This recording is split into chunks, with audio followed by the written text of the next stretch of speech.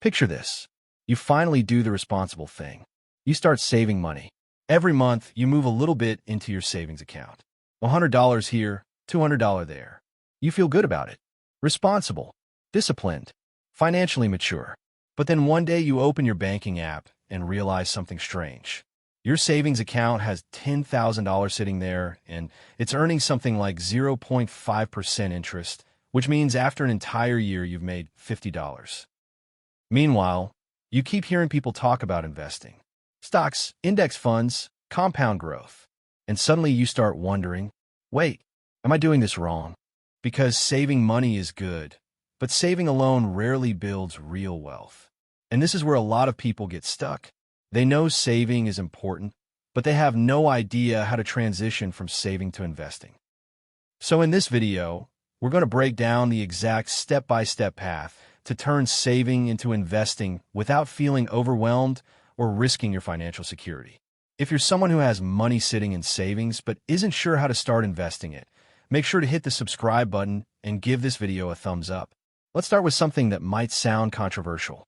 Saving money alone will almost never make you wealthy. Look, saving is important, but it's not the final goal. It's just the first stage because here's the thing. Savings protect your money. Investments grow your money. And those are two very different jobs. Let's look at the math for a second. Imagine you save $10,000 in a typical savings account earning 1% interest. After 1 year, you have $10,100. Not bad. But now let's compare that with investing. Historically, the S&P 500 stock market has returned about 10% per year on average over long periods. If that same $10,000 earned 10% annually, after 1 year you'd have $11,000.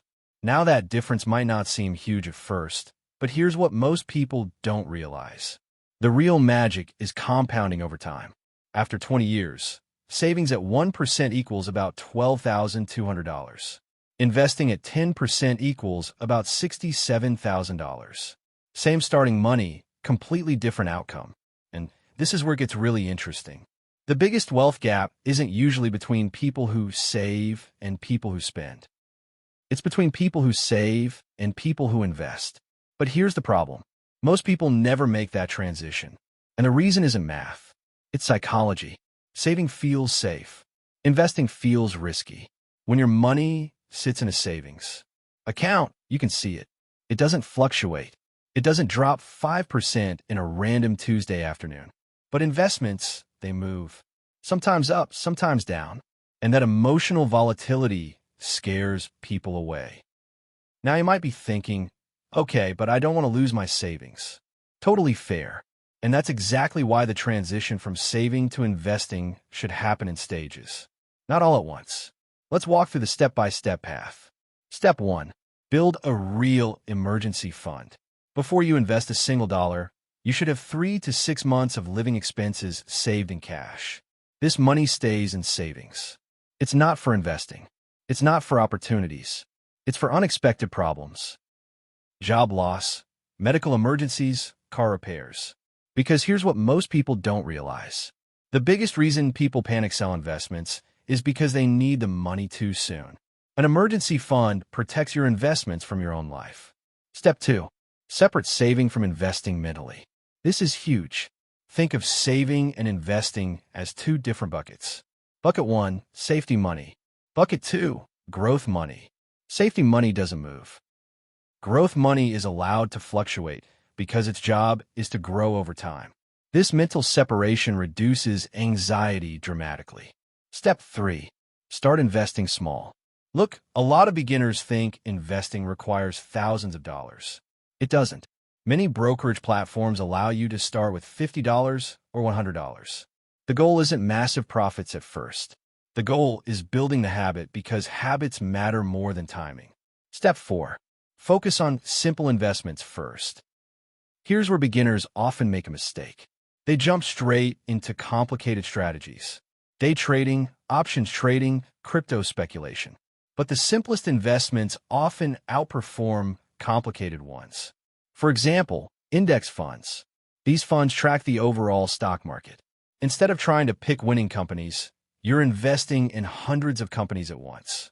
Diversification. Lower risk, long-term growth. It's simple and it works. In fact, legendary investor Warren Buffett has repeatedly recommended low-cost index funds for most investors. Now here's what most people don't realize. The most powerful investing strategy is actually pretty boring. It's called consistent investing. Let's look at a quick example. Imagine you invest $300 per month into the stock market. If the market averages 8% per year, after 25 years, you'd have roughly $285,000. But here's the crazy part. You only contributed $90,000. The rest, almost $195,000, comes from investment growth. That's compounding working in your favor. But psychology still matters here. Because investing feels uncomfortable at first. Markets go down. News headlines get dramatic. People panic. And this is where discipline separates investors from gamblers. Let me give you a quick analogy. Saving money is like storing seeds in a jar. You're protecting them, but nothing grows. Investing is like planting those seeds in soil. At first, it looks messy. You don't see results immediately, but over time, things grow. And eventually, you have something far bigger than the original seeds. Now, you might be thinking, okay, but what if I start investing and the market crashes? Great question, because market crashes are normal. They've happened dozens of times in history. But here's the key insight. Long-term investors actually benefit from downturns, because when markets drop, your monthly investments buy more shares at lower prices, which often leads to stronger returns when markets recover. This is why many experienced investors stay calm during market volatility. They're thinking in decades, not days. So let's summarize the step-by-step path. First, build a 3 to 6 month emergency fund. Second, separate your money into safety money and growth money. Third, start investing small amounts consistently.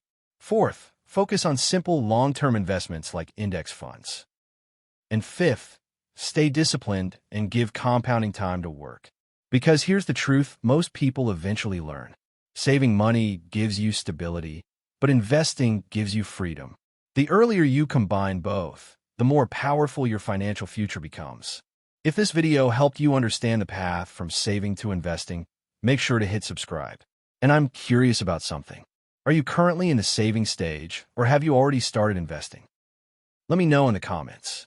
Because the moment you transition from saving to investing, that's when your money really starts working for you.